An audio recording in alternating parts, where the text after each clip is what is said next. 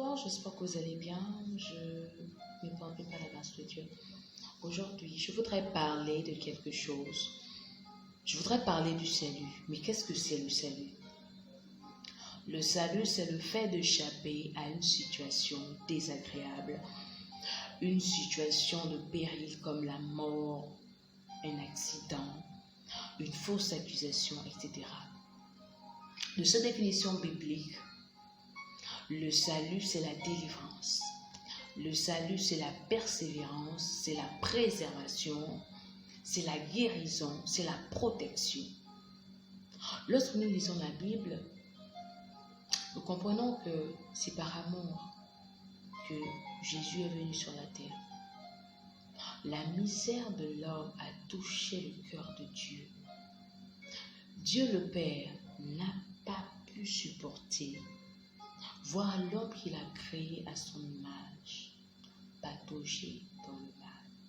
C'est ainsi qu'il enverra son Fils unique. J'ai cité Jésus-Christ. Mourir sur la croix afin que l'homme pécheur soit sauvé. Mais qui est l'homme pécheur? C'est toi, c'est moi.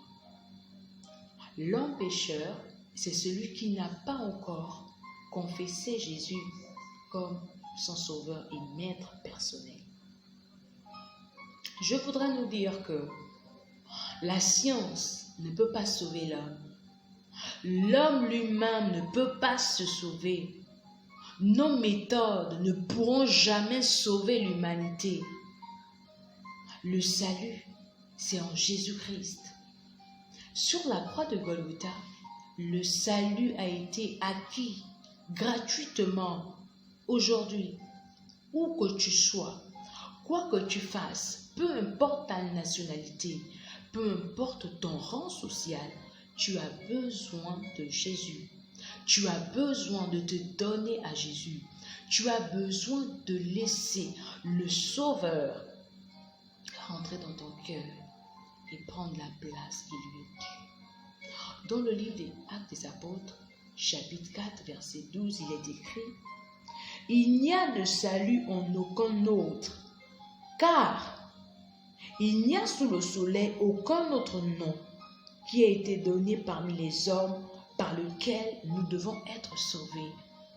Le salut des nations, le salut du monde se trouve en Jésus-Christ. Le salut de ta famille, le salut de ta nation se trouve en Jésus-Christ. Bien-aimés, le temps est propice pour chacun de nous de nous abandonner à notre Sauveur de gloire. Je ne sais pas dans quel pays tu es, je ne sais pas dans quelle ville tu es, dans quel continent.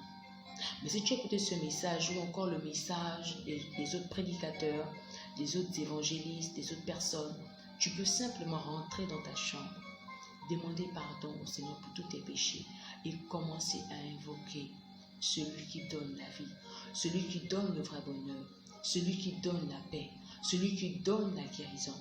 Que le Seigneur te bénisse pleinement de là où tu es. Et je vais encore bénir son nom parce qu'il m'a donné la possibilité encore aujourd'hui de pouvoir véhiculer ce message. Que Dieu vous bénisse pleinement.